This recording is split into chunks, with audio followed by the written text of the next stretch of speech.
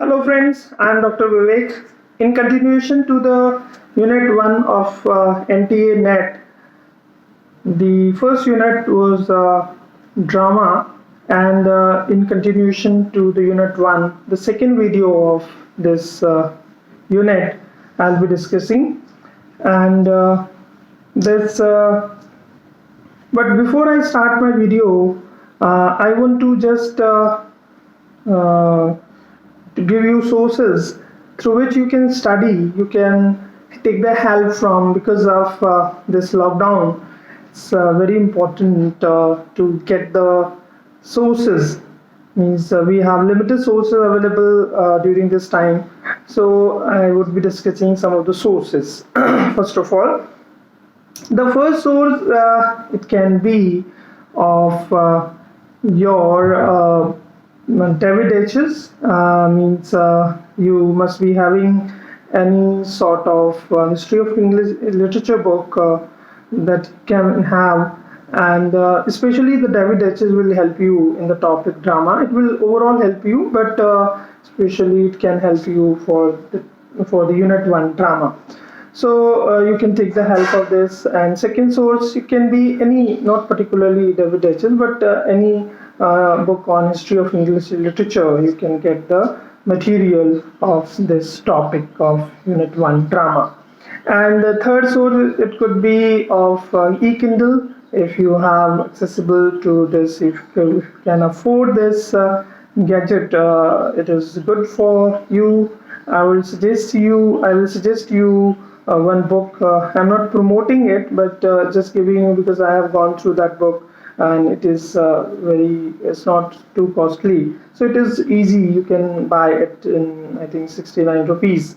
So the name of the book is Short Notes of English Literature, Second Drama, Novel, Story and History by Hareshwar Roy.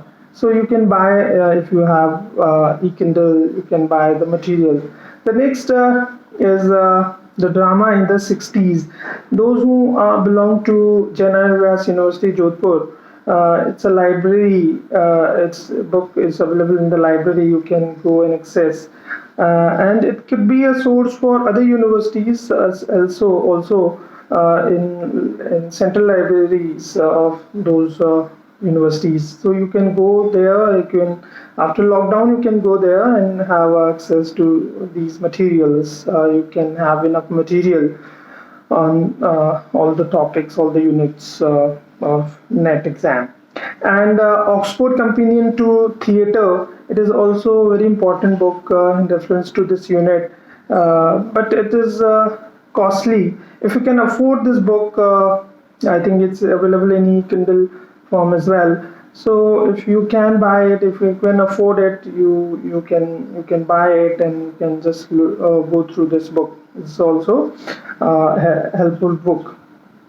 So now these are the sources. Now the question I asked in the first video, the answer of this that question was melodrama. Yes, melodrama is the correct answer. Now we start with the second part of the video on the unit drama. We have discussed from Greek literature or Greek how it started. We have seen, and we have came to the Restoration period, means 1660, when monarchy was established in England. Now after a period of 18 or 20 years, the writing form started with the Restoration period, with the monarchy started with, and the important form of drama was that time the comedies, the Restoration comedies. I would be talking about Restoration comedies. It's very important questions often asked on this period as well. Restoration comedies are very important in the NET perspective as well, and it is how we have to understand what are the traits are important of Restoration comedies. What are the traits and how it flourished, we have to see. Means the in the Restoration comedies, you will find representing a society and of society of elegance and stylishness. Means the characters are very stylish on the stage as well, and they are representing very showy or gaudy representation of their in dealt with the intricacies of sex and moral intrigues, marital intrigues were there on the stage in the dramas of Restoration comedies. Therefore, it came to adultery and cuckoldry in the drama form. So it was not good in the sense, in the perspective of moralities. It is not good, but for amusement, for pleasure, for instant pleasure, it was good. It was very prominent and were depicted, were dramatized on the stage. Very important writers and the books of Restoration comedies I would be discussing. The two important writers of this Restoration comedy was William Wycherley. The important works are The Country Wife and The Plain Dealer. The Country Wife and The Plain Dealer are the important examples of Restoration comedy. Now, the second important writer of Restoration comedy is George Etheridge. The important works are The Man of Mode, 1676, and the third important writer is William Congreve. The Double Dealer, 1694, Love for Loves, 1895, Way of the World, 1700. So these are the three important works of William Congreve, in which all the traits, mean somehow the intrigues of love, marital intrigues, the showy of gaudiness, it has been depicted in the dramas, in the Restoration comedies. Two less important, I would say, the writer and the works in this Restoration comedy are John Vanbrugh, The Relapse and The Provoked Wife in 1697. These are the two works of John Vanbrugh. And the other writer is George Farquhar, The Recruiting Officer, 1706, and Buick's Stratagem, 1707. So these are also important works. Now, against this comedies, Restoration comedies, there is a comedy came called Sentimental Comedies. It is against these Restoration comedies, and the very important writer who attacked or who criticized these kind of Restoration comedies was Jeremy Collier. Jeremy Collier, who criticized the Restoration comedies in his work, The Immortality and Profaneness of the English Stage, 1798.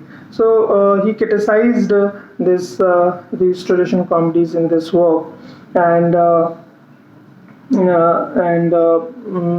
good examples of this sentimental comedies are the Richard Steele's The Conscious Lovers, 1722, which it's a perfect example, is a good example of sentimental comedies. Now with Sheridan, who is reviving this Restoration comedies with the form of called Comedy of Manners. These were Comedy of Manners was in the Restoration comedies were there. The traits were also there, but it was revived. It was revived by Sheridan in his works. So it's also important, and it is also called anti-sentimental because anti-sentimental. Why it is anti-sentimental? Because they in the sentimental comedies there was too much sentiments, too much emotion, rona dhuna, and this kind of thing were there. So it was against it. So the important features or features of this comedy of manners, you can say, or anti-sentimental comedies are wit, farce, laughter, irony on society, amusing intrigues, marriage for love and money, So these you can see the wit is there, the laughter, irony, intrigues, and marriage for love and marriage for love and money. It was the most important features, multiple traits of these comedy of manners. You have seen this. Sheridan, the examples we'll discuss, the most important examples of this comedy of manners. Sheridan's School for Scandal, 1777. It was performed, and The Rivals, very important work of comedy of manners, performed in 1775. So these are the two important works.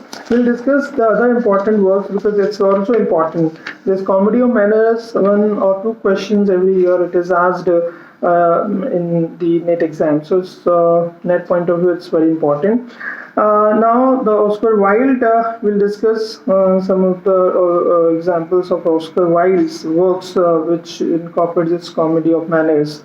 The important works are Lady Windermere's Fans, 1892, Woman of No Importance, 1893, The Importance of Being Earnest, 1895. And these are the very important examples, very prominent examples of comedy of manners. Now, with this, we are coming to the modern age. Modern age coming, in which Oscar Wilde is writing, and this comedy. He was discussing the Oscar Wilde is promoting a new genre, new form of literature, or important movement came, I would say. The movement was art for art's sake movement, and in which he was the most important propounders of this art for art's sake, and it covers the aestheticism. Aesthetics is a very important movement in literature that talks about the more important thing is of this aestheticism, art for art's sake. Means the work is itself for work. Means it's not a didactic purpose or other purposes. There's only one purpose, that is called art for art's sake. And Noel Coward, it's also important. The Mad Dog and English Private Lives. The Mad Dog and English Man and the Private Lives in 1930. These are the examples of comedy of manners. And Somerset Maugham is also example. Some works of Somerset Maugham is also covers this comedy of manners. So this is how comedy of manners was in the works of modern writers I have discussed. Now the modern drama and modern stage is coming in the 20th century. We have seen the most important example, I would say, in the drama, in the modern drama form, that was G.B. Shaw. G.B. Shaw, a gap after it was less prominent, means it rejuvenated with drama form rejuvenated with this writer, the works of G.B. Shaw. So it's very important to read or incorporate in the drama form G.B. Shaw, in the modern drama especially. The Man and Superman 1902, Pygmalion 1912, St. John 1923.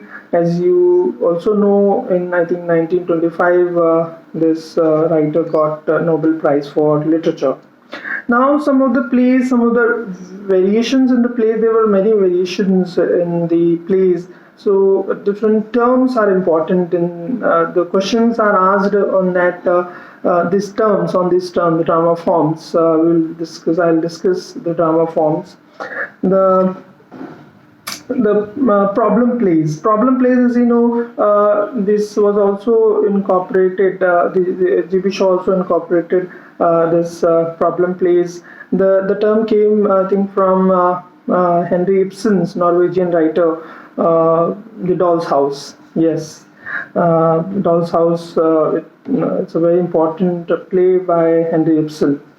And in the modern playwrights, W.H. Auden, Christopher Isherwood. These are the two important writers who, in combination, means these two writers in collaboration they wrote three important plays. W.H. Auden and Isherwood wrote. These are the in collaboration plays, three important plays. These are Dog Beneath the Skin, 1935, and The Ascent of F6, 1936, On the Frontier, 1938. So these are the three in collaboration. In collaboration they wrote. They were friends and they wrote. T.S. Eliot's is also important. The plays like The Family Reunion, 1939, Murder in the Cathedral, 1935. It's a very important play by T.S. Eliot. You should go through this play. It's very important. The Four Tempters in this play, important. Now I'll discuss the important writer of the modern age, that is Bertolt Brecht, the German writer, Marxist writer who supported the theories of Marxism, very important writer of in reference to the NET exam. The epic theatre. This was a theatrical movement, and he was an important writer of this epic theatre. The term itself is related to this Bertolt Brecht. Epic theatre. The works are Life of Galileo, Mother Courage and Her Children, and Three Penny Opera. These are the three important works of Bertolt Brecht, the German writer, German playwright. So these are the important playwrights of the modern drama. The terms, again, I'll discuss important terms like kitchen sink drama. It's very important. You must be aware of it. It is a British cultural movement, early 1960s theatre. The term came Angry Young Man with the play John Osborne's Look Back in Anger. It is very important with this term called kitchen sink drama. Now, drawing room plays. Drawing room plays, as the name suggests, it is for entertainment, for drawing at the time of eating or having lunch or dinner, or for entertainment. The purpose is to entertainment. Examples are T.S. Eliot's The Elder Statesman, 1959, Oscar Wilde, The Importance of Being Earnest are the examples. The drawing room play, very important. Now, the absurd plays. It's also important. Absurd plays, I'll suggest you students who are preparing for NET exams, one or two questions every year it is asked. It is seen that it is being NTA has been asking, or the UGC earlier it has been asking on this absurd plays. The term was given by Martin Esslin, very important. It is also asked in the NET exams. The examples are Waiting for Godot, 1955, written by Samuel Beckett. The Birthday Party, 1958, Harold Pinter. It's also important. Here I would discuss the myth of Sisyphus. It's also important. It's a Greek mythology in which Sisyphus was king, and he was punished to go to the boulder, to the top of the hill, and whole life he used to do that, because that boulder came back again, and he went to the boulder again to the top, and it is all absurd. So this absurdity, these absurd plays are inspired by the myth of Sisyphus, in which it's a vain act of going to the top with the boulder and coming back. Sometimes it will go other side of the hill, or it will come to the same side. It is very, very absurd. Means it's a vain act of doing senseless things, in a way you can say. So this absurd plays also talks about absurdity of life, the man trying to make out the meaning of life, and there is no meaning of life as such. It's all absurd. These writers talks about this idea, this thinking. So one examples of absurd plays are Rosencrantz and Guildenstern are dead, 1966. Tom Stoppard's work of art it is in relation to the absurd plays. The characters are from Hamlet. You must be knowing about that, and the important. Now I'll discuss the more terms regarding in terms of these absurd plays. I just go through this. I call the names: Theatre of Cruelty, Etonin Artaud, Epic Theatre, as I told you, Bertolt Brecht, and Method Acting, Lee Strategy, Poor Theatre, George Gotowski, and Auden Theatre, Eugenio Barba, and Post Dramatic Theatre, Hans Thies Lehmann. So these are the terms you should keep in mind, so that somewhere it is in matching, and the matching questions it is in asked, it can be asked in for the exams as well. So these are all about these drama form. We'll talk about the next video, the next unit of NET exam. Thank you so much for listening.